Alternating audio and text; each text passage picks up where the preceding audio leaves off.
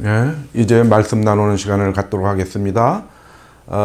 이번 주 토요일이 성탄절이죠. 크리스마스입니다. 그래서 오늘은 예수님께서 태어나신 것에 대해서 우리가 한번 생각을 하고 넘어가도록 하겠습니다.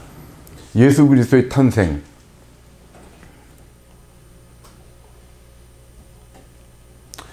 우리가 탄생의 의미와 목적 이런 것들을 좀 간략하게 짚고 넘어가고요. 오늘은 주로 예수님 탄생 전후의 과정을 우리가 한번 살피는 시간을 갖도록 하겠습니다.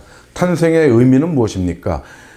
역사적으로는 예수님께서 역사적으로 태어나신 것이 사실이다라는 것을 마태복음하고 누가복음에서 설명하고 있죠. 그것은 무엇이 되느냐면은 그것이 부활의 근거가 된다는 것입니다.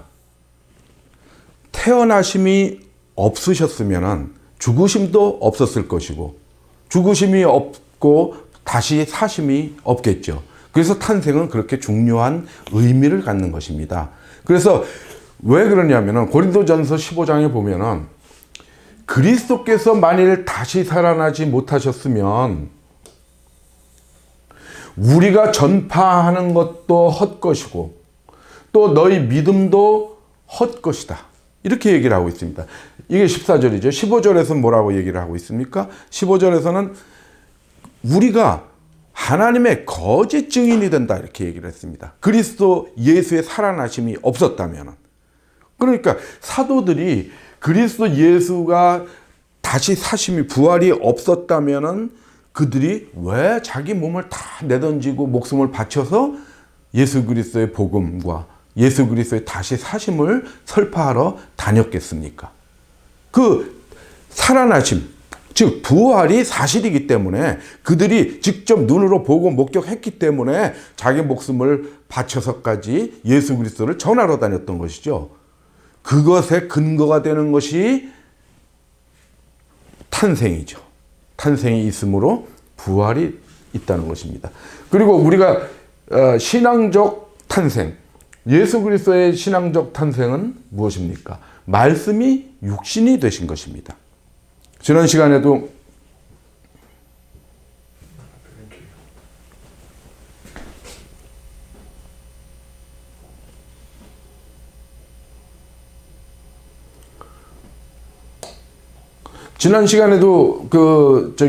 말씀드린 적 있죠. 뭡니까? 그 구원의 창시자에서 이 신앙, 말씀이라는 것은 무엇입니까? 말씀은 로고스다. 여기에는 이성과 원리라는 뜻이 담겨져 있죠.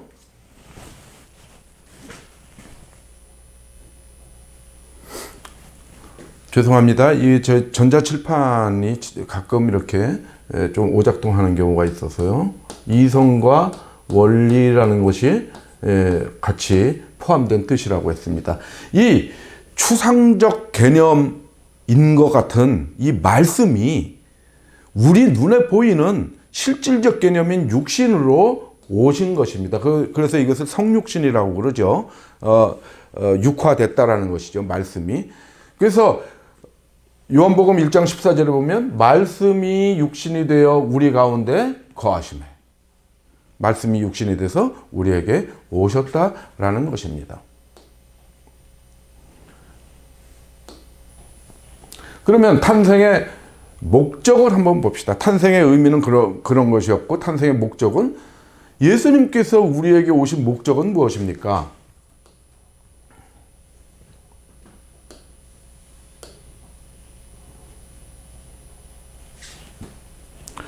믿는 자들의 영생입니다.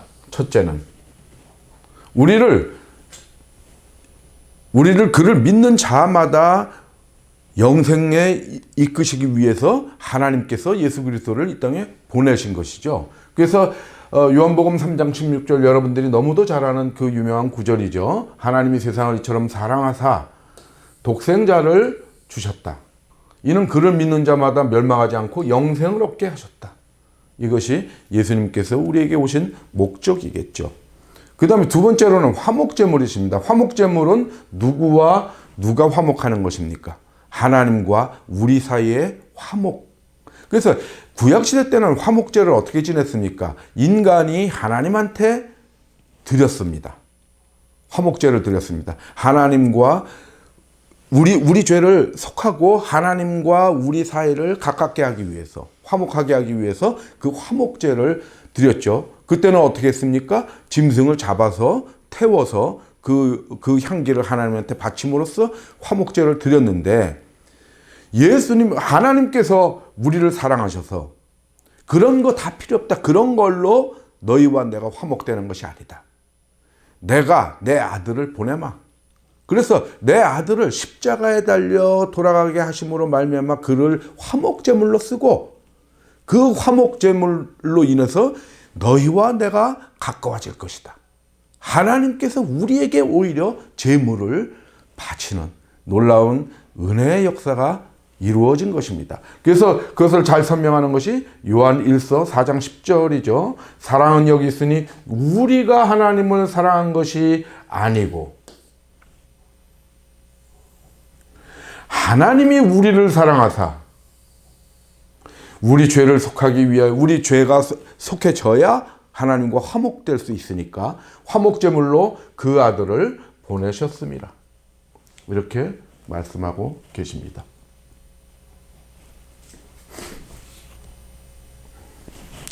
그래서 이렇게 탄생의 의무와 목적에 대해서 우리가 살펴보았고요. 그러면은 성탄절이라는 것은 어떤 의미를 갖고 있느냐? 의미는 예수 그리스도의 탄생을 기념하는 것이죠. 기념하는 것입니다. 그래서 이 날은 무엇이냐면 예수 그리스도의 탄생의 의미와 그 목적에 대해서 우리가 깊이 생각을 해보고 그 은혜에 감사하는 시간을 갖는 것이 이 크리스마스의 의미라고 볼 수 있겠습니다. 그러나 이 제정은 언제 된 겁니까? 크리스마스가 지금 12월 25일이죠.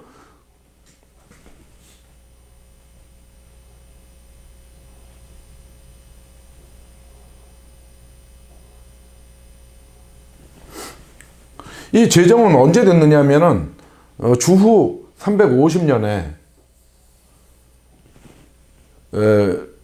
로마 대교구장, 그러니까 교황이겠죠. 율리우스 1세가 12월 25일로 이렇게 선포를 한 거죠. 이날은 어떤 날이었냐면 그 전까지는 이교도, 로마, 이집트 이런 쪽에서 태양의 신을 섬기는 그런 날이었죠. 그 날을 태양신 축일이었던 12월 25일을 그리스도의 탄생일로 선포하신 것입니다. 교황 율리우스 1세가. 그러면은 그거 태양신의 축일이었던 12월 25일을 그리스도의 탄생일로 했으면은 그거는 아주 안 좋은 제정 아니었겠느냐 이렇게 생각할 수도 있지만, 긍정적으로 보면은 이렇게 함으로 해서 이들이 12월 25일 날 태양신을 이렇게 섬기고 그런 축제를 벌리던 게 그리스도의 축일로 바뀌었으니까, 그리스도의 탄생을 축하하는 날로 바뀌었으니까 기독교가 토착화되고 이교도 문화가 약화되는 그런 효과를 가져올 수 있었죠. 그러니까 그것이 태양신 축일이라는 게 없어지고 점점 예수 그리스도의 탄생을 기념하는 날로 바뀐 것이죠. 그래서 긍정적인 면으로 보면은 그렇게 우리가 해석을 할 수 있겠습니다. 그래서 12월 25일을 다 전 세계 모두가 이 날을 기념하는 것이 아니고, 이것은 뭡니까? 서방교회, 로마 카톨릭을 비롯한 서방교회, 우리 개신교 이쪽이 12월 25일을 성탄절로 섬기고 있죠. 이것은 뭐에 근거하는 것이냐면은 그레고리력입니다. 그레고리력이라는 것은 이제 역법, 한마디로 달력을 쓰는데 무슨 달력을 쓰느냐? 그레고리우스가 1582년에 제정한 그레고리력에 의해서 하는 것입니다. 근데 이 12월 25일이 아니고 동방교회에서는 1월 7일이 크리스마스입니다. 그러니까 동방교회라는 게 뭡니까? 그리스 정교, 동방 정교를 얘기하는 거죠. 오소독스 처치라고 하는 것이죠.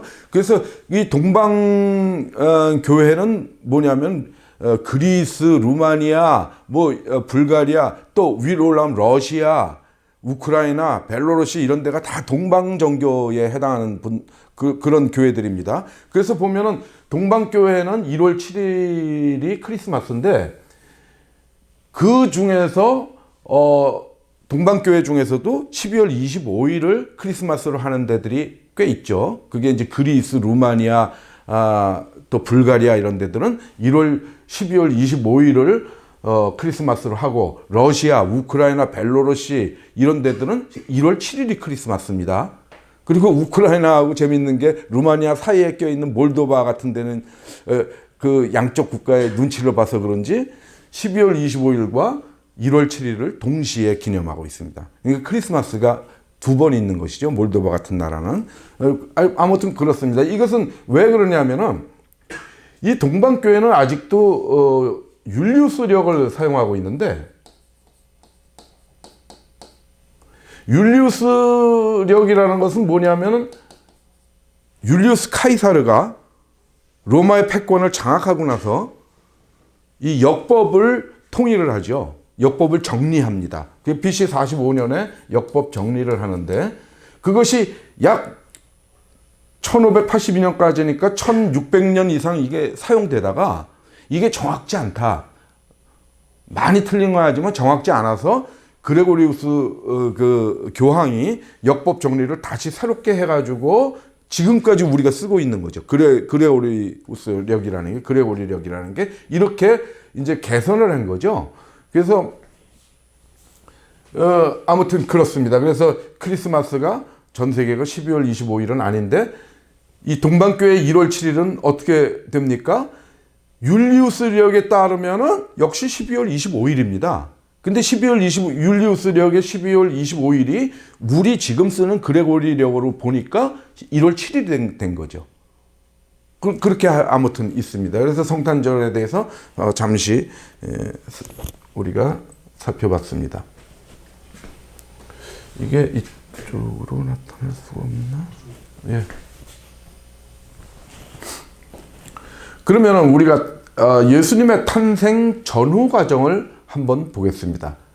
근데 여기에 이 슬라이드에는, 여러분들이 보는 슬라이드에는 어떤 그 좀 대표적인 성경 구절을 적어놨습니다.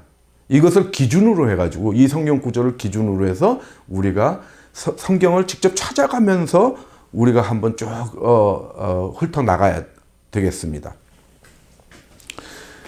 누가복음을 봅시다. 누가복음 1장하고 마태복음 1장을 가지고 1, 2장, 누가복음 1, 2장 가지고 오늘 주로 보도록 하겠습니다.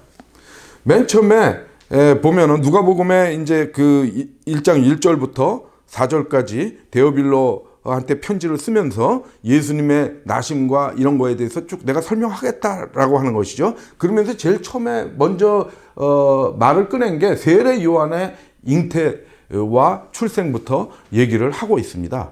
그래서 세례 요한은 어떻게 태어나게 됩니까? 세례 요한의 아버지가 제사장인데 사가랴. 그 부인은 누굽니까? 엘리사벳이죠.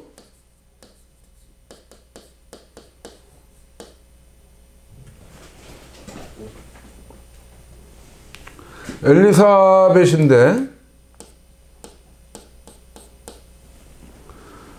세례 요한은 이 사이에서 태어나게 되는 것이죠. 근데 엘리사벳이 오랫동안 아들을 얻지 못해가지고 사가랴하고 엘리사벳이 아들 얻기를 원했었죠. 그래서 그 사이에서 이제 요한이 태어나는 것인데, 엘리사벳이라는 것은 이제 그 뭡니까? 그 아론의 아내가 엘리셰바죠. 그래서 하나님께서 축복하신다라는 뜻입니다. 그것이 이제 헬라어식으로 표현하면 엘리사벳이 된 거죠. 그래서 지금 보면 엘리사벳이라는 이름은 서양에서 여자 이름을 많이 쓰죠. 영국 여왕 자체도 엘리사벳이죠. 엘리자베스. 같은 말입니다. 하나님께서 축복하신다는 아주 좋은 이름이죠. 그래서 엘리사벳 그래가지고 여담입니다. 리사 뭐 이런 게 다 그 같은 계열입니다. 그래서 엘리사벳에서 나온 이름이죠. 그래서 사가랴한테 어떻게 됩니까? 가브리엘이 천사장 중에 한 명이죠. 가브리엘이 와서 수태 예고를 하고, 수태 예고하는 장면이 누가복음 1장에 쭉 나오죠. 그리고 결국은 엘리사벳이 요한을 잉태하게 됩니다. 가브리엘은 이제 성경에서 천사 이름이 딱 두 사람 나오죠. 두 천사, 가브리엘하고 미카엘이 나옵니다. 그래서 성경에 4번씩 이렇게 언급이 됩니다. 그래서 미카엘은 그 군신, 헬라 신화로 따지면 군신 아레스 같은 거고, 가브리엘은 그 이제 전령신, 그게 헤르메스, 여러분들 그 명품 이름 에르메스 있죠? 그게 이제 헤르메스인데, 가브리엘은 이제 그런 역을 하는 사람이죠. 이렇게 주로 주의 사자로 나타나서 말씀을 전하고 그런 역할을 하는 분이 이제 하시는 것이죠. 그래서 요한을 엘리사벳이 잉태를 하게 되죠. 그 다음에 예수님에 대한 예수님의 잉태 고지가 나옵니다. 그것이 이제 요한에 대해서 잉태한 것은 누가복음 1장 25절까지고, 누가복음 1장 26절이죠. 1장 26절에는 예수님에 대한 잉태를 이때는 마리아한테 고지하는 그런 장면이 나옵니다. 그래서 봅시다. 1장 26절에 보면 여섯째 달에 천사 가브리엘, 마찬가지죠. 가브리엘이 또 나타나죠. 여섯째 달은 뭐냐 하면은 세례 요한이 잉태되고 6달째라는 겁니다. 그렇게 예수님은 세례 요한보다는 6달, 육적으로는 6달 동생입니다. 하나님의 보내심을 받아 갈릴리 나사렛이란 동네에 가서, 나사렛에 가서 다윗의 자손 요셉이라 하는 사람과 약혼한 처녀에게 이르니 그 처녀의 이름은 마리아라. 마리아에게 가신 거죠. 보라, 내가 잉태하여 아들을 낳으리니 그 이름을 예수라 하라. 예수는 뭡니까? 예수는 히브리어로는 예호수아죠. 예호수아, 히브리어 예호수아에서 온 헬라어 이름인데, 예호수아는 여호와께서 구원하신다라는 뜻입니다. 그러니까 예수라는 말은 구원자라는 의미를 담고 있습니다. 그래서 이 동명이 뭐냐면 여호수아, 또 스룹바벨하고 이 바빌론에서 돌아와서 성전을 재건하게 되는 예수와 다 같은 이름입니다. 그래서 이런 이름들이 굉장히 많이 있었습니다. 그 유대인들한테. 그래서 아주 그 독특한 이름은 아닙니다. 그러나 이 뜻이 구세주라는 의미를 담고 있기 때문에 예수라 하라, 이렇게 한 것입니다. 그래서 보면은 여기가 이제 27절까지 이렇게 돼 있고요. 요것은 이제 여기는 31절이죠. 근데 28절에 보면은 그에게 들어가 이르되, 가브리엘이 마리아한테 들어가서 이르되 은혜를 받은 자여 평안할지어다, 주께서 너와 함께 하시도다, 이렇게 하죠. 그래서 평안할지어다 마리아여, 이것이 라틴어로 하면은 뭡니까? 아베 마리아입니다. 아베 마리아. 아베 마리아라는 노래가 유명한 노래들 많이들 작곡을 했죠. 이것이 평안할지어다 마리아여. 여기 성경 구절에 나오는 얘기입니다. 그래서 이제 마리아한테 가가지고 보라, 네가 잉태해서 아들을 낳으리니 그 이름을 예수라 하라. 이러니까 당황스럽죠. 34절에 마리아가 천사에게 말하되 나는 남자를 알지 못하니 어찌 이 일이 있으리이까.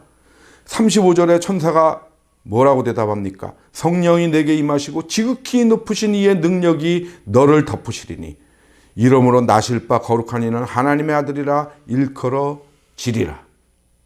네가 성령으로 잉태된다. 라는 것입니다. 그래서 보면은 지금 그 실존주의자들 또 이렇게 과학을 중시하는 사람들, 그런 사람들은 이거를 이제 그냥 전설 정도로 치부를 하죠. 그렇습니다. 당연히 그렇게 생각하겠죠. 어떻게 무슨 수로. 그러나 그것은 여러분들의 사고의 한계 속에 갇혀서 그렇게 생각할 뿐입니다. 여러분들은 3차원의 과학, 3차원의 의학, 3차원의 생물학 가지고 그렇게 생각할 뿐입니다. 하나님은 모든 세상을 원리대로 창조하셨습니다. 그래서 3차원의 세계는 3차원의 원리대로 진행이 됩니다. 그러나 하나님이 창조하신 세계는 3차원의 세계만 있는 것이 아닙니다. 4차원, 그 이상의 차원의, 그 이상의 N차원의 세계까지 다 창조하신 걸로 우리가 봐야 됩니다. 그래서 3차원의 세계 속에서는 3차원의 과학적 원리, 의학적 원리대로 돌아가지만 때로는 하나님의 섭리를 보여주기 위해서, 하나님의 뜻을 이루시기 위해서 그 더 다른 차원, 더 높은 차원의 과학의 원리가 적용될 수 있는 것입니다. 그래서 가끔은 예수님께서 무리를 걷기도 하시고 가나에서 물을 포도주로 만들기도 하시는 것입니다. 그것을 아주 무절제하게 사용하신 것은 아닙니다. 그래서 그런 이적이 이렇게 많지는 않죠. 그러나 결정적인 순간에 하나님의 존재를 드러내시기 위해서 그런 곧 다른 우리가 이해할 수 없는 원리를 적용한 것입니다. 그것이 비과학적입니까? 아닙니다. 과학적인데 우리가 모르는 과학인 것입니다. 우리의 한계에 갇혀서 모르는 과학일 뿐인 것입니다. 더 과학적인 것입니다. 오히려 옛날에 우리가 몇십 년 전만 해도 시험관하기 같은 거를 상상이나 했습니까? 그렇지 않습니까? 임신을 못하면 못하는 걸로 그냥 끝났습니다. 그러나 지금은 그렇지 않고 다른 방법들을 사용합니다. 그 시대 사람은 가령 조선시대에 살고 있던 사람이 무슨 임신을 못하는 여자가 어떻게 해서 아기를 낳게 됐다. 말도 안 되는 소리라고 그러겠죠. 그런 겁니다. 그러니까 우리의 사고의 한계를 무너뜨릴 필요가 있다라고 보는 것입니다.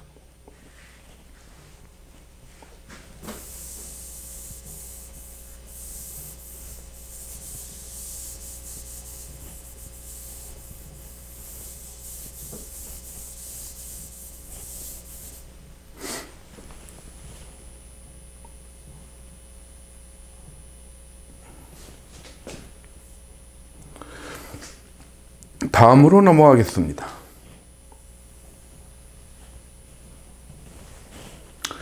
그래서 여기 천사가 성령으로 잉태된다 네가 그런 얘기를 하는 거죠. 그러면서 그 다음 절에 36절에 누가복음 1장입니다. 계속해서 36절에 보라 네 친족 엘리사벳도 늙어서 아들을 빼었느니라. 본래 임신하지 못한다고 알려진 이가 이미 6달이 되었다. 임신한 지 6달이 됐다. 이렇게 얘기를 했죠. 그러니까 이제 마리아가 어떻게 해야 되겠습니까? 처녀가 잉태를 했으니까 불안하지 않겠습니까? 그런데 네 친척 엘리사벳도 늙어서 물론 그것은 사가랴의 관계 속에서 태어나긴 했지만 하나님의 능력으로 잉태를 됐다 그러니까 궁금하기도 하고 자기 얘기를 하고 싶어서 엘리사벳한테 얼른 간 겁니다. 그러니까 이때 39절에 이때 마리아가 일어나 빨리 산골로 가서 유대 한 동네에 이르렀다는 것이죠.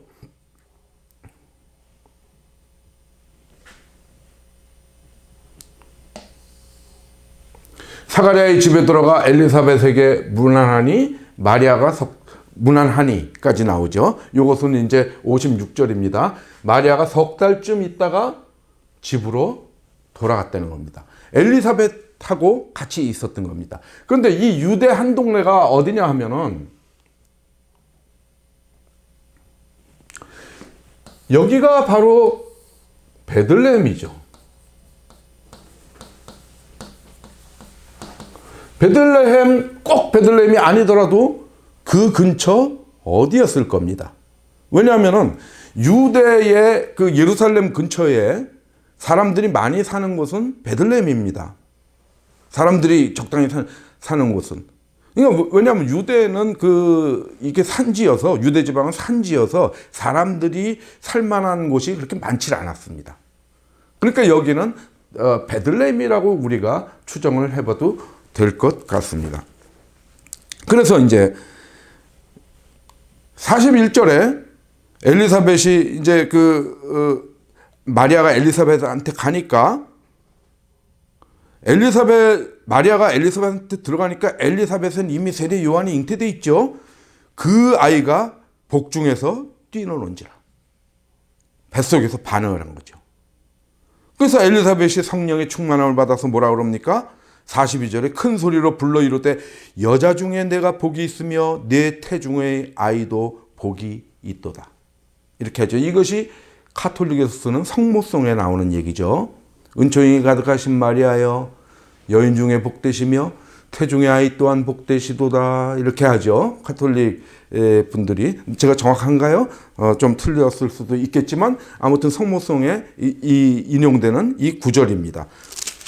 그러니까 이제 그 다음에 46절에 가면 계속 누가복음 1장이죠. 누가복음 1장 46절에 마리아가 이르되 내 영혼이 주를 찬양하며 하면서 마리아의 찬가가 쭉 나오죠. 이것이 그 유명한 마그니피카트라는 것입니다. 마그니피카트, 이 라틴어죠. 이게 찬양 이런 뜻이죠. 마그니피카트. 이것이 그 많은 작곡가들한테 영감을 줘서 이 마리아의 이 성경 누가복음 46절부터 55절까지 나오는 이 구절이 많은 작곡가들한테 영감을 줬습니다. 그래서 그 유명한 바흐, 모차르트, 구노, 슈베르트 이런 사람들이 이 마그니피카트 이것을 주제로 해서 아주 아름다운 음악들을 많이 작곡을 했고요. 그 다음에 미사곡에 이 마그니피카트가 많이 삽입되는 것을 우리가 알 수 있습니다. 그래서 엘리사벳한테 방문했을 때 이 마리아의 찬가를 하고 그 다음에 마리아가 석 달쯤 있다가 다시 나사렛으로 돌아가는 거죠. 석 달쯤 있으면 어떻게 되겠습니까? 임신이 확인되겠죠. 임신을 확실히 인지할 시점이 됩니다. 그리고 엘리사벳은 어떤 시기였겠습니까? 거의 이제 산딸이 다가오겠죠. 9달이 지났으니까 임신한 지 그 상태입니다. 그 상태에서 다음으로 넘어가겠습니다. 요셉에게 잉태 설명을 합니다. 마태복음을 보면은 마태복음 1장으로 넘어가면은 여러분들은 이게 잠깐 동영상 정지하고 성경을 찾으면 되겠죠. 마태복음 1장 1절부터 17절까지는 족보가 나오고요. 예수님의 18절부터 예수 그리스도의 탄생에 대해서 언급되는데 18절을 잠깐 보겠습니다. 예수 그리스도의 나심은 이러하니라. 그의 어머니 마리아가 요셉과 약혼하고 동거하기 전에 성령으로 잉태된 것이 나타났더니 이렇게 바로 시작합니다. 그리고 남편이 나옵니다. 그의 남편 요셉은 의로운 사람이라 그를 드러내지 아니하고 가만히 끊고자 하여 이 일을 생각할 때 주의 사자가 현명하여 이르되 다윗의 자손 요셉아 내 아내 마리아 데려오기를 무서워하지 말라. 그에게 잉태된 자는 성령으로 된 것이라. 아들을 낳으리니 이름을 예수라 하라. 이는 그가 자기 백성을 그들의 죄에서 구원할 자이심이라. 여기서 예수에 대한 설명이 나오죠. 자기 백성을 그들의 죄에서 구원할 자. 이것이 예수라는 말이 담고 있는 것이죠. 그래서 마리아에게도 예수라는 이름을 지으라고 그러고 요셉한테도 그 이름을 예수라 하라. 이렇게 가브리엘이 나타나서 다 해주시는 거죠. 그런데 보면은 마태복음에서는 지금까지의 어떤 히스토리가 생략되어 있습니다. 그렇죠?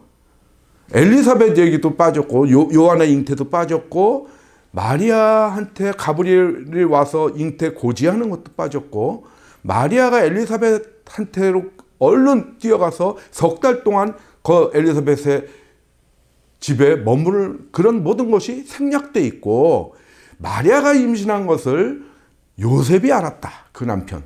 그리고 가만히 끊고자 했다.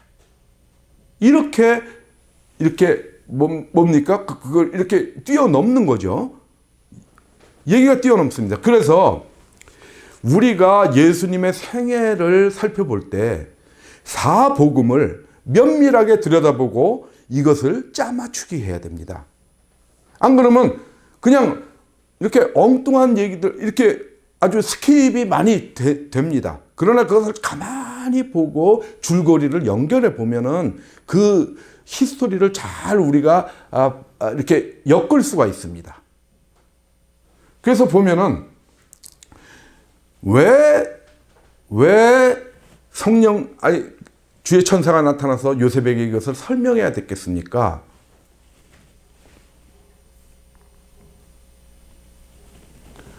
마리아가 엘리사벳을 방문했을 때 석 달 지나서 임신이 확인될 쯤이라고 그랬죠. 그리고 돌아왔다고 그랬죠. 나사렛으로.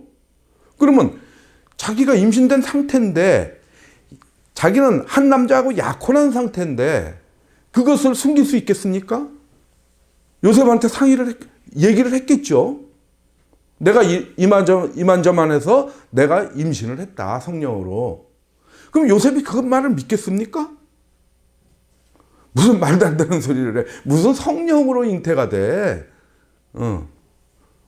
알았어. 이 사람은 이제 의로운 사람이고 온화한 사람이니까 알았다 하지만 이 사람은 조용히 끊으려고 그랬겠죠. 그가 믿기지가 않으니까. 그러니까 천사가 와서 확인시켜 준 거죠. 요셉한테.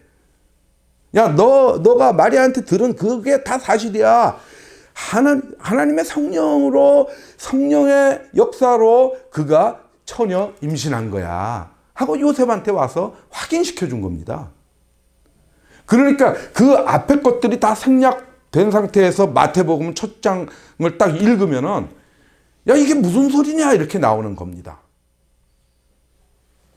그리고 마태복음 1장 18절을 보고 그냥 이런 누가복음에 쭉 나왔던 이런 히스토리 빼고 동거하기 전에 성령으로 잉태된 것이 나타났더니 이렇게만 짧게 설명이 되니까 사람들이 그러는 겁니다. 무슨 성령으로 잉태되고 그런 게 있어. 요셉도 그렇게 생각했을 겁니다. 그래서 보면은 여기 18장에 보면은 약혼 상태로죠. 약혼녀죠. 약혼하고 동거하기 전이라고 그랬죠. 이 당시의 약혼의 개념은 뭐냐면은 사실상 결혼한 것이나 다름없었습니다. 그러나 동거하지는 않았죠. 그러나 설령 동거하더라도 그것이 큰 죄가 되지는 않았습니다. 그러니까 약혼 상태에서 임신도 할 수 있었죠. 그래서 사실상의 부부였기 때문에 19절에 그 남편 요셉이라고 그런 겁니다. 18절에는 약혼했다고 그러고 실질적 부부관계이기 때문에 19절에는 그 남편 요셉이라고 그랬죠. 남편이라는 말을 씁니다. 영어 성경에 허즈번드라고 분명히 얘기하고 있죠. 그래서 요셉은 이제 드러내지 않고 가만히 끊고자 했다. 그럼 자기가 어디 먼 곳으로라도 가버리면은 마리아가 돌에 맞아 죽는 그런 경우는 발생하지 않겠죠. 왜냐하면 그 당시에는 불륜이나 이런 거를 저지르면 돌에 맞아 죽으니까요. 그러나 요셉이 그냥 없어져 버리면은 마리아가 출산하는 그 아이는 유복자가 그냥 될 뿐이겠죠. 그냥 아버지가 멀리 떠나간 그런 상태에서 그러니까 이제 그런 생각도 아마 했을 걸로 이렇게 됩니다. 그것이 성경에 그렇다고 나오지는 않지만 그때 당시 문화나 이런 걸로 풍습이나 이런 걸로 보면은 우리가 좀 상상력을 발휘할 수 있다라는 얘기죠. 그래서 이렇게 마태복음과 누가복음을 넘나들어야 됩니다. 예수님의 생애를 파악을 할 때. 그 다음 순서를 보겠습니다. 그 다음에 세례 요한이 탄생합니다. 기한이 차서 곧 마리아가 있다가 나사렛으로 돌아간 후에 금방 해산했겠죠. 그 다음에 예수의 탄생이 나오죠. 누가복음 2장, 이제 누가복음 2장으로 넘어왔죠.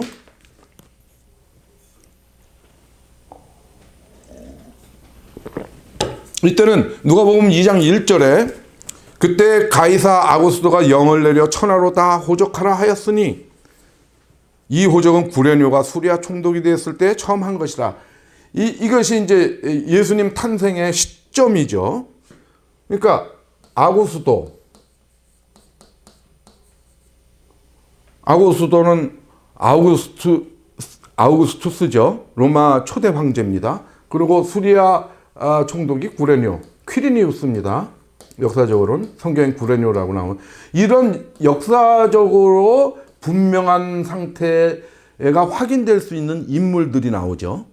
그래가지고 예수님의 출생 시점을 우리가 거의 근사치에 가깝게 우리가 계산을 해볼 수 있습니다. 그것은 제가 다음 주에 말씀드릴 겁니다. 다음 주에 예수님의 탄생의 시점, 그리고 그 탄생 시점의 그 배경들, 역사적 배경, 문화적 배경, 뭐 이런 것들, 그 다음에 그 헤롯에 대해서 뭐 이런 것들에 대해서 역사적인 말씀을 좀 자세히 드리기로 하고요. 오늘은 예수님의 탄생 전후 과정의 그 줄거리를 쭉 우리가 따라가는 겁니다. 그래서 그것을 오늘은 언급을 하지 않겠습니다. 그 시점에 아구스도가 다 호적하라 그러니까 요셉이 마리아를 데리고 베들레헴으로 가죠. 다윗의 자손이기 때문에 다윗의 원래 고향이 베들레헴입니다. 아마 거기에다가 가가지고 무슨 이렇게 호적을 올려야 됐었던 모양이죠. 그래가지고 가는 도중에 이제 완전히 그 동네로 거의 들어갈 무렵에 이제 급하게 아들을 낳게 되죠. 그래서 여관에 들어가려고 그랬는데 여관에 방이 없었죠. 그때 뭐 호적하러 온 사람들이 많이 있었겠죠.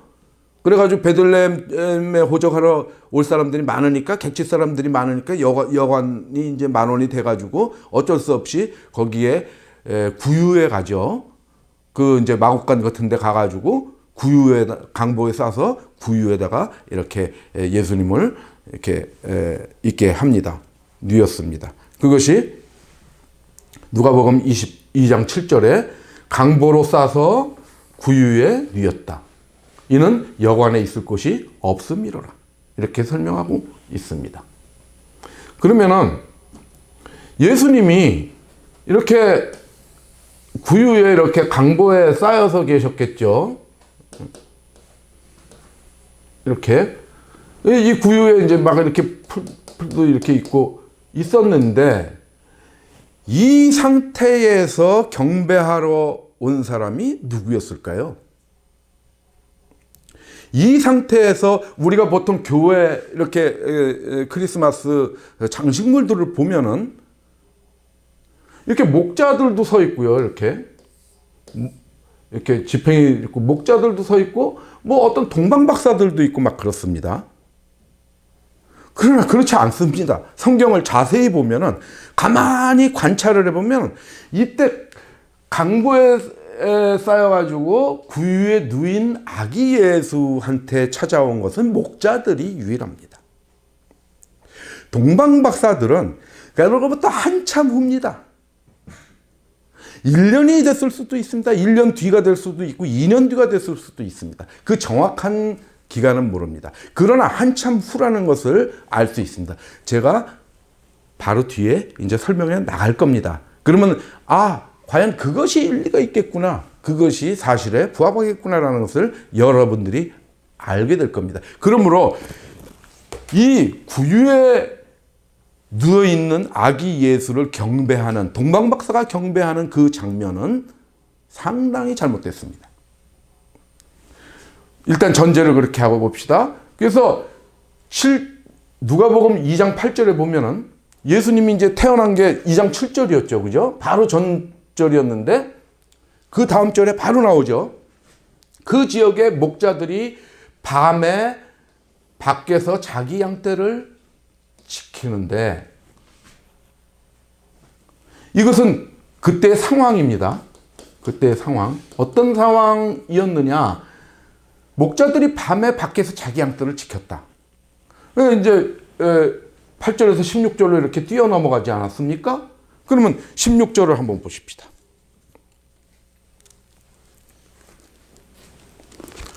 그 전에 11절에 보면은 11절입니다. 누가복음 2장 11절에 보면은 천사가 나타나죠. 이 밤에 밖에서 자기 양떼를 지키는 목자들한테 나타나서 오늘 다윗의 동네에 너희를 위하여 구주가 나셨으니 곧 그리스도 주시니라. 그리스도 예수의 탄생을 이들한테 고지합니다. 너희가 가서 강보에 쌓여 구유에 뉘어 있는 아기를 보리니 이것이 너희에게 표적이니라. 이렇게 얘기를 합니다. 그러니까 16절, 이제 빨리 가서 마리아와 요셉과 구유에 놓인 아기를 찾아서 보고 천사가 자기들에게 이야기에 대하여 말한 것을 전했다. 이 천사가 자기들한테 이야기에 대해서 말한 것이 무엇입니까? 이것이 바로 누가복음 2장 11절이겠죠. 오늘 다윗의 동네에 너희를 위하여 구주가 나셨다. 그리스도 주다. 구주가 났다는 것을, 이야기가 바로 구주다. 구세주다. 라는 것을 전했겠죠. 목자들이. 이들은 바로 그날입니다. 그러니까 분명히 얘기하지 않습니까? 구유에 누인 아기를 찾았다.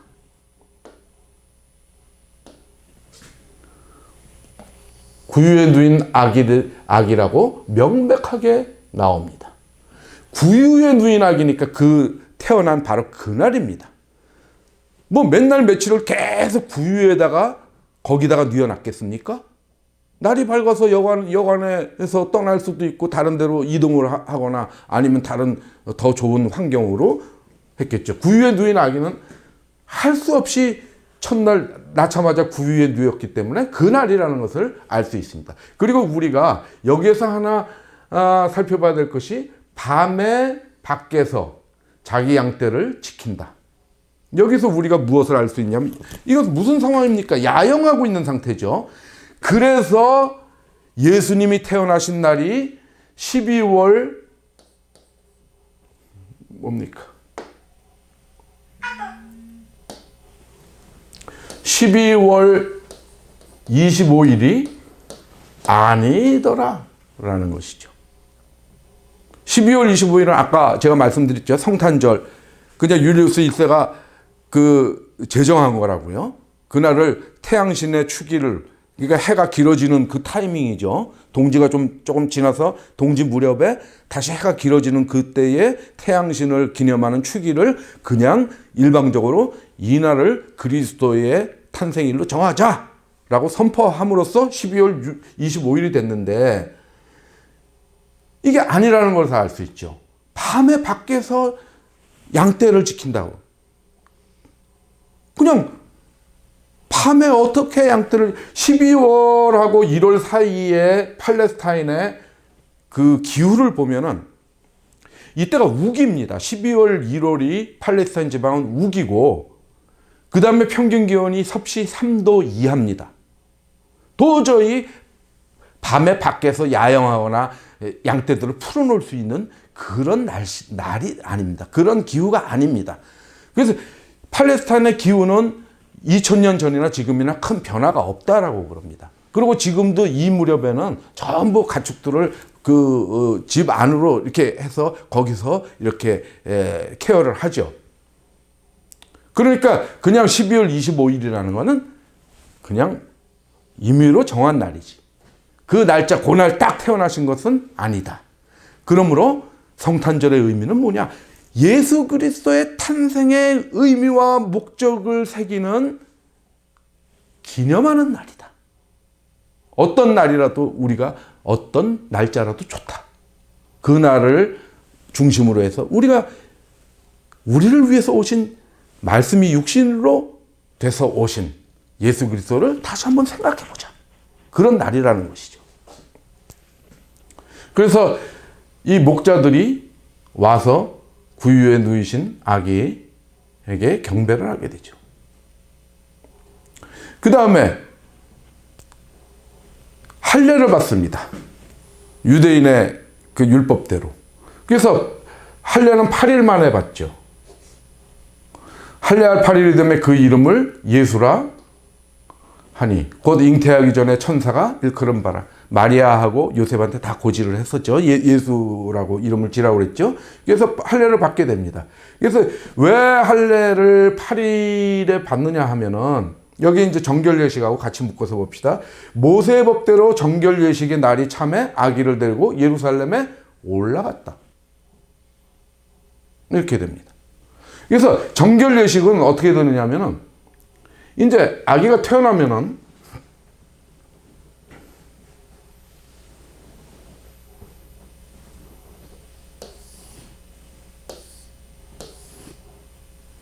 남자의 기준으로 하면은 부정한 기간이 7일입니다. 그 다음에 산혈이 정결케 되는 날이 산혈. 그러니까 그 임산부에 관련된 거겠죠. 정결케 되는 날이 33일입니다. 그래서 합치면 40일이죠. 이때 정결 예식을 합니다. 정결 예식의 날이 생후 40일에 정결 예식을 합니다. 여자는 더 깁니다. 다 2배입니다. 부정한 기간이 14일이고 여아죠. 여아, 남마 이렇게 됩니다. 그 다음에 이게 66일. 그래서 정결 예식을 80일 이후에 합니다. 남녀 차별이 심한 것이죠. 여자가 왜 남자보다 부정한 기간이 2배나 돼야 됩니까? 그렇지만 그때 당시 유대인의 그런 사고 방식이었죠. 그래서 할례할 요 날이 지나면은 할례를 하죠. 근데 아주 과학적입니다. 왜 그러냐면은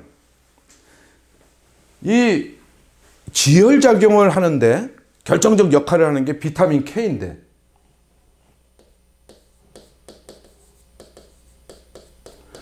비타민 K가 우리 몸속에서 생성되는데 장에서 생성되는데 그것을 컨트롤할 수 있는 간이 충분히 어느 정도 성숙되기까지 일주일의 시간이 필요하다라는 겁니다. 그래서 요 할례는 아무래도 피를 흘려야 되는 것이죠. 그러니까 지혈이 돼야 되는데 지혈 작용이 안 되는 상태에서 그 피를 흘리게 하면 곤란하지 않습니까? 그러니까 그건 상당히 과학적인 거라고 볼 수가 있겠죠. 그래서 아무튼 8일이 돼서 할례를 받고 정결 예식을 받게 되죠. 정결 예식은 40일이 지난 거죠. 예루살렘에 올라갑니다. 예루살렘 성전에 가서 번제로 정결 예식을 해야 되니까 그랬습니다. 그래서 정결 예식까지 합니다.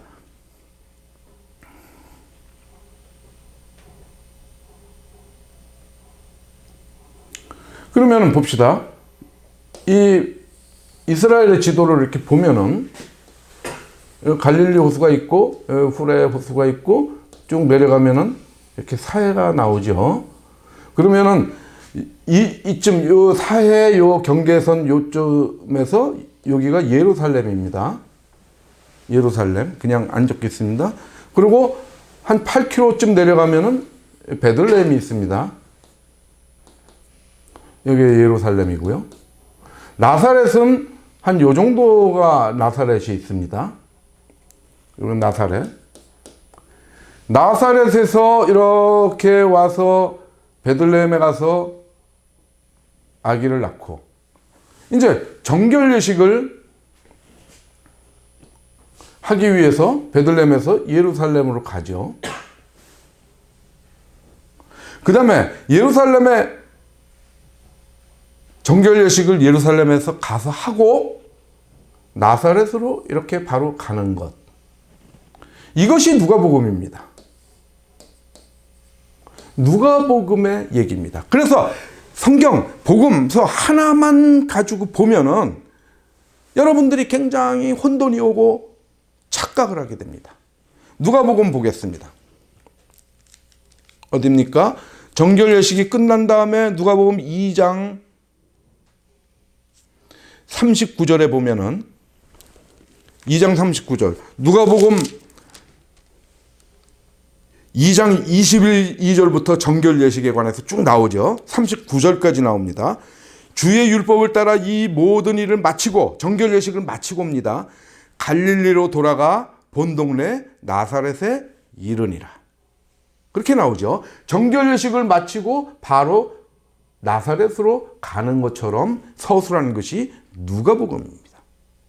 그러나 이 나사렛, 베들레헴에서 나사렛으로 다시 돌아갈 때까지 많은 일들이 기다리고 있습니다. 그것이 마태복음에 기록되어 있기 때문에 우리는 마태복음을 다시 봐야 되는 것입니다.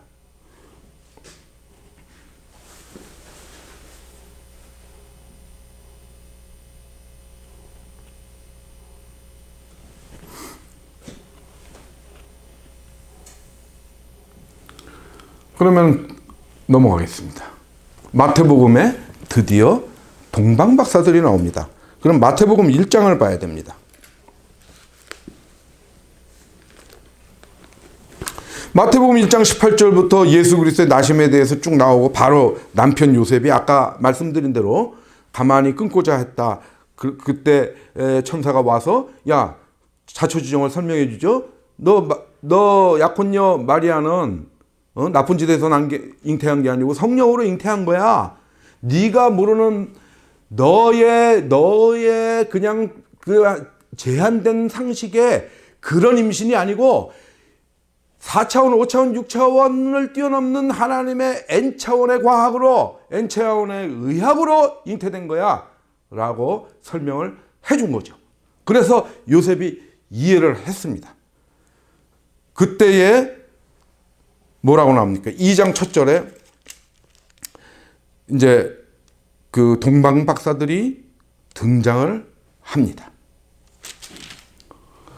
그래서 동방에서 박사들이 와가지고 경배를 하죠. 여기서 우리가 주목해서 볼 것이 있습니다. 집에 들어갔다는 겁니다. 동방 박사들은.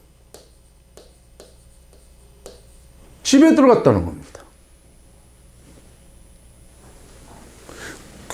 마구간에 들어간 게 아니죠. 집에 들어간 겁니다. 아기와 그의 어머니 마리아가 함께 있는 것을 보고 엎드려 아기께 경배하고 보배합을 열어 황금과 유향이죠. 여기 미스프린트입니다. 유향입니다. 유황이 아니고 유향. 이 유향은 이렇게 불에 지펴가지고 이 수지에서 나무 수지에서 얻어지는 건데 이 향을 피우는 나무입니다. 그래서 불에다가 이제 높은 온도에다 놓으면은 이제 훈증돼 가지고 아주 그 향내가 막 이렇게 나고 그런 거에 쓰이는 것이죠. 여기서 왜 이 얘기를 하냐면 여기 아기가 나옵니다. 아기는 영어 성경에서는 여기 child라고 쓰고 있습니다. 아까 목자들이 방문한 구유에 쌓인 아기를 영어 성경에서는 뭐라고 쓰고 있느냐면 baby라고 쓰고 있습니다. 동방 박사가 왔을 때는 아기를 child라고 씁니다. 헬라어에서도 이 누가복음에 나왔던 목자들이 방문했던 이 베이비는 헬라어로는 브레포스라고 쓰고 있습니다. 거의 태중에 있는 아기도 태아도 브레포스라고 합니다. 그러니까 거의 태아급의 아기입니다. 완전히 갓난 아기를 브레포스라고 그러죠. 여기서는 파이디온이라고 쓰고 있습니다. 명백히 이 아기에 대한 명칭이 다릅니다. 파이디오는 뭐냐면은 이제 이 헬라어를 이제 헬라어 스펠로 안 쓰고 영어 스펠로 쓰면은 파이디온입니다.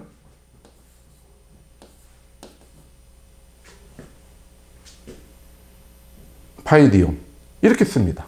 이것은 어느 정도 자란 상태의 아이를 뜻합니다. 그래서 지금도 이게 이제 헬라어가 어원인데 영어로 유사한 파이디스라는 게 있죠. 파이디아입니까? 그죠? 파이디아라는 말 진수 씨 아시죠? 네, 파이디아. 이게 뭐냐면 조금 일반적인 영어는 아닌데 체육 사회학에서 쓰는 말인데 무슨 뜻이냐면은 어린이들의 놀이로부터 놀이 본능으로부터 확립된 어떤 개념입니다. 체육에 관련된 개념을 파이디아라고 그러는데 헬라어 파이디온을 그대로 그냥 원형에서 쓰고 있습니다. 그러니까 아이라는 뜻입니다. 그러니까 놀이를 할 수 있을 정도의 어떤 본능적 놀이를 할 수 있을 정도로 약간 커져 있는 그런 아이입니다. 그러니까 동방박사들이 분명히 구유에 뉘어 있는 강보에 쌓여서 구유에 누워 있는 상태의 그 베이비 브레포스 상태인 그날 와서 경배한 게 아니라는 것을 분명히 알 수 있습니다. 헬라어로도 다 헬라어가 신약 성경의 원본 아닙니까? 거기에서 그 아기를 분명하게 다르게 쓰고 있습니다. 누가 목자들이 왔을 때는 브레포스 거의 태중에 있는 아기와 비슷한 그 핏덩어리 갓난 아기를 얘기하는 거고 그 다음에 여기 동방박사들이 왔을 때는 파이디온. 그래서 간단한 본능적 놀이 정도를 할 수 있는 상태의 아기를 표현하는 파이디온을 쓰고 있거든요. 그러니까 이 동방박사가 왔을 때는 경배하러 왔을 때는 6개월이 지났을 수도 있고 1년이 지났을 수도 있습니다. 왜 그러냐 하면은 요 바로 다음에 나오지만 요셉과 마리아는 나사렛으로 다시 돌아갈 생각이 별로 없었던 듯 합니다. 그냥 계속 여기가 이렇게 애 데리고 애 키우면서 이제 산후조리하고 뭐하고 이렇게 살다 보니까 그곳에 이제 친척들도 많이 엘리사벳이 친족이죠. 그러니까 거기가 원래 그 자기 그 원조 고향이니까 그쪽에 아는 그 친척들도 있고 그랬겠죠. 그래서 그쪽에 살고 싶어 했던 것 같습니다. 그래서 이 동방박사들이 왔을 때 얼마나 머물고 있었을 때였는지는 명확하지 않습니다. 그러나 꽤 아기 예수가 자랐을 때라는 것은 우리가 미루어 짐작할 수 있습니다. 그래서 여기서 보면은 유향은 그 정도로 황금은 여러분들 잘 아시죠? 좋아하는 거. 그 다음에 유향은 어떤 향을 피우는 그런 거죠. 근데 몰약이라는 것을 여러분들이 잘 모르는데 몰약도 이 향을 피우는 건데 이거는 향수에 가까운 겁니다. 아주 고가죠. 고가의 향수입니다. 그래서 이것을 이제 향수로 쓰기도 하고 장례에 사용하기도 했습니다. 그래서 그 예수님 돌아가셨을 때 아리마대 요셉이 그 시신을 빌라도로부터 얻어가지고 장례를 치르는데 그때 니고데모가 와서 이 몰약을 가지고 오죠. 장례를 치르기 위해서. 그리고 이제 이 몰약이라는 게 포도주에 섞으면은 일종의 약간 마취제로도 사용이 됐다고 합니다. 그래서 예수님 십자가에 달리시기 전에 로마 병사가 몰약을 탄 포도주를 주죠. 예수님한테. 근데 예수님이 마시기를 거부하시죠. 마취 상태로 십자가에 달리시는 게 아니고 그 십자가에 달리는 그 고통을 오롯이 감내하기 위해서 몰약을 탄 포도주를 예수님께서 드시지 않았다는 겁니다. 그래서 하여튼 몰약이 그런 용도로들 쓰였다. 그리고 그것은 상당히 고가였다. 이런 지금 오늘은 예수님 탄생 전후 과정을 얘기하면서 그때 당시의 문화나 이런 것들에 상당히 비중을 두고 말씀드리는 겁니다. 여러분들의 상상력. 그러니까 이 지금 제가 드리는 말씀을 쭉 연결해 가다 보면 하나의 히스토리가 될 수 있죠. 하나의 머릿속에서 그림으로 그려질 수 있겠죠. 그렇게 여러분들이 상상할 수 있도록 제가 지금 말씀을 열심히 드리고 있죠. 그 다음에 동방박사가 왔다가 동방박사가 오기 전에 어딜 들렀습니까? 그 헤롯 궁전에 들러가지고 야 우리가 저쪽에서 그 우리 있는 데서 봤더니 여기 별이 하나 떴는데 그 이스라엘의 왕이 날 별이다. 그래서 우리가 그 별을 보고 찾아왔는데 우리가 정확한 위치를 모르니까 너네가 좀 가르쳐 줄래? 이렇게 된 거죠. 완전히 뒤집어졌죠. 무슨 소리야? 헤롯의 아들들이 이미 장성했고 늠름하게 3명이나 왕위를 이어갈 준비를 하고 있던 사람들이 있었는데 이스라엘의 왕이 새로 태어났다. 그러니까 뒤집어진 거죠. 야 이거 큰일 났다. 헤롯이 이제 동방박사들 불러가지고 야 그 너네들이 찾아가지고 새로 너네들이 얘기하는 새로 태어난 왕이 태어난 곳이 어딘지 그거 다 상세히 알아가지고 돌아가는 길에 우리한테 좀 가르쳐줘라 이렇게 된 거죠. 죽이려고 그랬겠죠. 그런 상태였기 때문에 그런 상태여서 동방박사들이 또 천사의 지시를 받아서 그 예루살렘 들르지 않고 딴 데로 돌아서 갔죠. 그리고 천사가 가브리엘이 또 나타났겠죠. 해서 이제 저기 요셉 보고 아기 예수를 데리고 이제 애굽으로 피신해라 이런 얘기가 나오죠. 그것을 잠깐 보겠습니다.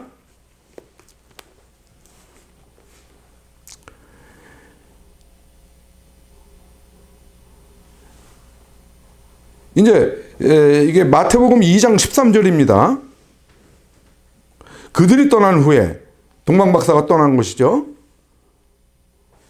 주의 사자가 요셉에게 현몽하여 이르되 헤롯이 아기를 찾아 죽이려 하니 일어나 아기와 그의 어머니를 데리고 애굽으로 피하여 내가 네게 이르기까지 거기 있으라. 정확하게 가이드를 해주죠. 애굽으로 가고 내가 다시 명하기 전까지 거기 있으라. 이렇게 얘기를 하죠. 그래서 그 다음 절에 보면 헤롯이 죽기까지 거기 있었다. 이런 얘기가 나오는 것이죠. 그래서 여기 11번째로 보면은 애굽으로 피신했다는 얘기가 나옵니다. 요셉이 일어나 밤에 아기와 그의 어머니를 데리고 애굽으로 떠나갔다. 그러면은 잠깐 보겠습니다. 애굽으로 이제 떠나갔다는데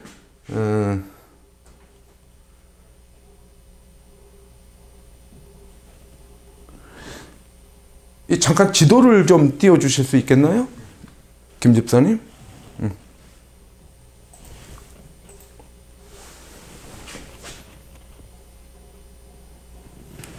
이게 지도를 보겠습니다. 여기가 이스라엘이죠. 여기가 이스라엘입니다. 팔레스타인, 지방 이름으로는 팔레스타인이죠. 그리고 동방박사는 어디서 온 겁니까? 동방박사는 이쪽에서 왔겠죠. 여기가 옛날 바빌로니아 지역이죠. 그래서 이 바빌로니아 지역, 그러니까 칼데아인들이 사는, 그래서 갈대아 우르 이랬죠. 갈대아라는 게 칼데아를 이제 그냥 한글식으로 해서 갈대아라고 그런 거죠. 이쪽 사람들이 뭐냐면 점성술이 굉장히 발전했습니다. 그래서 이 동방박사들은 어떤 박사인지 모르지만 점성술에도 아주 뛰어난 사람들이었음에 틀림없습니다. 이 사람들이 이제 이렇게 왔겠죠. 방문을 한 거죠. 그래서 이제 여기가 사해인데 베들레헴이 여기 있으니까 베들레헴까지 이렇게 왔겠죠. 이것이 이제 아브라함의 여정이기도 하죠. 아브라함이 하란에서, 아니 여기 우르에서, 우르는 여기죠. 여기 유프라테스 강, 티그리스 강이 만나는 즈음에 우르가 있고 여기에서 이렇게 하란을 거쳐서 가나안으로 들어오는 게 아브라함의 여정인데 이 동방박사도 이렇게 왔을 겁니다. 왜 그러냐면 이게 불가피한 루트입니다. 여기가 사막 지역이기 때문에 그렇습니다. 그래서 여기가 이렇게 농사가 가능한 이런 땅이어서 여기를 비옥한 초생달이라고 하는 거죠. 이렇게 초생달 모양으로 이렇게 곡선으로 휘기 때문에 아무튼요 이렇게 왔습니다. 동방박사는 이제 예루살렘을 거쳐서 베들레헴으로 왔지만 뭐 이렇게 가는 길은 이제 뭐 딴 길로 이렇게 돌아갔겠죠. 오던 길로 안 가고. 근데 이집트로 갑니다. 베들레헴에서 이집트. 여기가 이제 이집트죠. 애굽입니다. 애굽. 여기가 애굽인데 여기 이제 나일 삼각주가 이렇게 있죠. 나일강 삼각주가 이렇게 있습니다. 이쪽으로 이제 피신을 가게 되는 것입니다. 근데 왜 이런 말씀을 드리느냐 하면은 이 지도를 꺼내 드느냐면 이제 여러분들이 지금 제가 말씀드리는 게 여러 가지 순서도 조합하고 하는 것들이 여러분들이 그냥 성경을 단편적으로 보지 말고 입체적으로 이해하면서 예수님의 탄생의 전후 과정을 좀 자세히 좀 알으시라 하는 것과 여러분들이 갖고 있던 고정관념들 그런 거를 깨는 겁니다. 지금 동방박사 그림들 보면 다 이렇게 막 밤에 별이 있고 이렇게 구유가 있고 막 그런 그림들이 많이 나오지 않습니까? 거기에 도착하는 장면 그런 것도 고정관념 이거니와 애굽으로 피난을 할 때에 대한 여러분들의 고정관념이 있습니다. 뭐냐면 굉장히 어둡고 암담한 곳으로 간다. 고난의 길을 간다. 그런 생각들을 가지신 분들이 많이 있죠. 그러나 애굽행은 전혀 그런 건 아닙니다. 물론 이제 가는 길에 고생은 좀 됐겠죠. 당연히. 가는 길에 고생은 됐지만 애굽에서의 생활은 결코 고생스럽지는 않은 것입니다. 왜 그러냐 하면은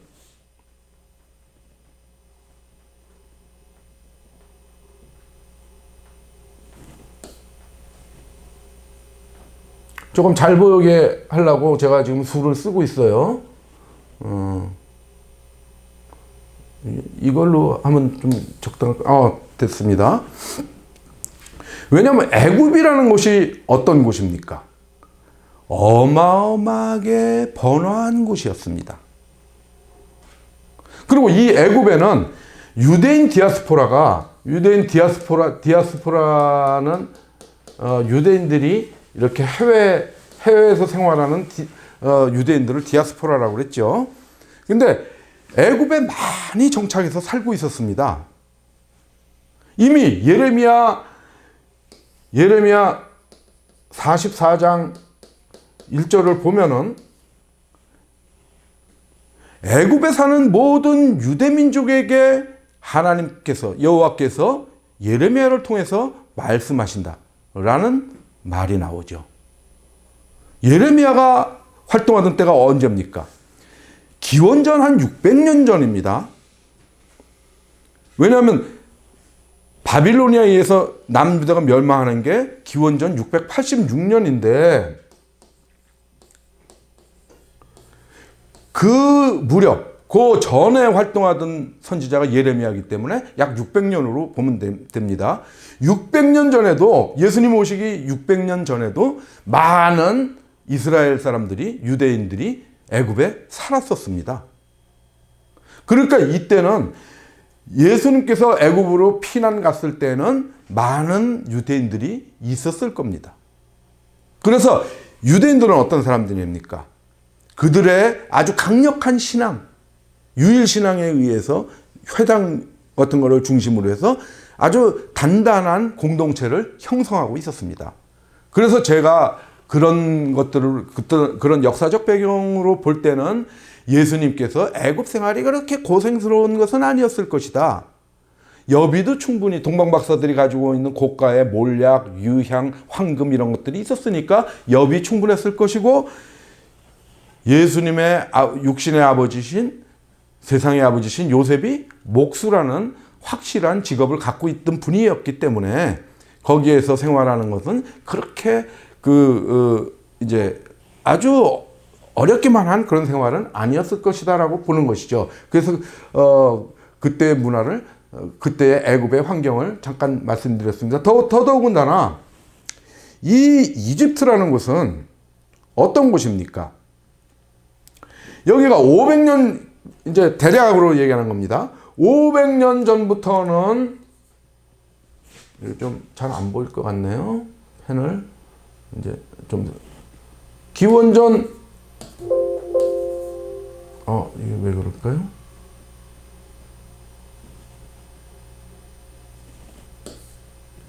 기원전 약 500년부터 300년까지는 한 약 200년 동안 여기가 페르시아의 지배를 받았죠. 애굽이 페르시아.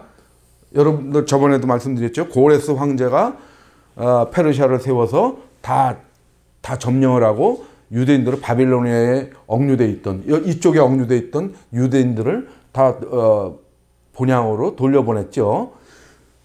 그러고 나서 약 기원전 500년경부터는 이집트까지 다 정복을 해서 이게 온통 이 나라 이쪽이 다 페르시아였죠.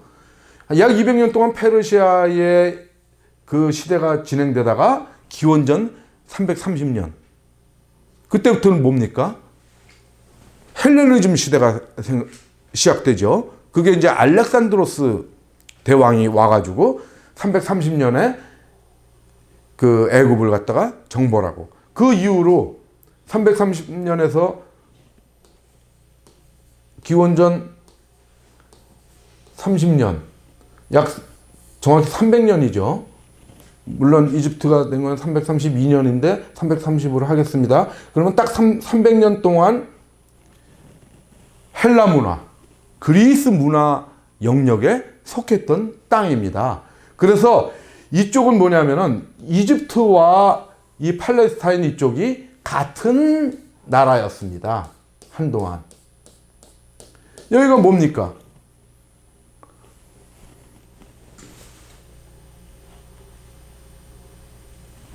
여기가 이제 다 지우고요. 지저분하니까. 여기 이집트부터 이렇게 팔레스타인까지가 이제 페르시아에서 그 알렉산드로스로 넘어간 이후에는요.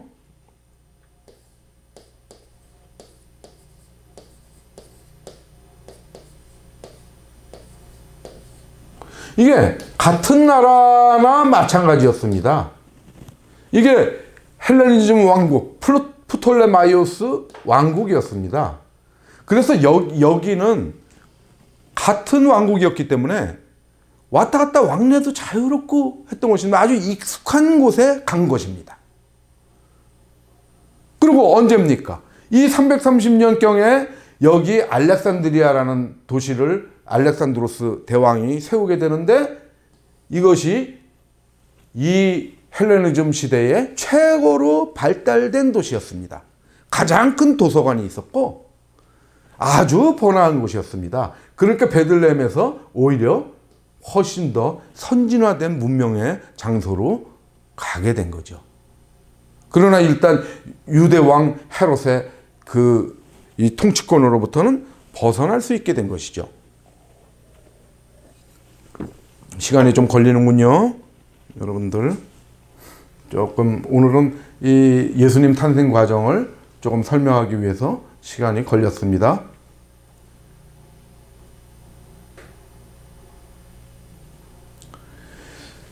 생각보다 시간이 많이 경과했군요. 지금 1시 한 20분 됐나요? 그러면은 너무 기니까 오늘은 여기까지 말씀을 전하기로 하겠습니다. 그러면은 우리가 예수님께서 태어나셔서 유아 시절에 이제 동방박사의 경배를 받고 애굽으로 피신하는 것까지만 오늘 전하기로 하고요. 다음 주에 그 이후의 스토리를 말씀드리도록 하겠습니다. 여기까지만 했는데도 시간이 많이 가서 제가 이렇게 시간이 많이 걸린지는 모르고 계속했는데요. 아무튼 지금까지 경청해 주신 여러분 감사합니다. 이제 다 같이 하나님께 잠깐 기도하겠습니다. 아버지 하나님께서 우리에게 당신의 아들을 구세주로 보내주신 날을 기념하는 주간입니다. 아버지 하나님, 이 주간 동안에 우리가 예수님께서 우리에게 오신 의미와 목적을 확실히 다시 한번 새기고 그 의미와 목적대로 살아갈 수 있게 도와주시옵소서. 예수 그리스도 이름으로 기도드렸습니다. 아멘.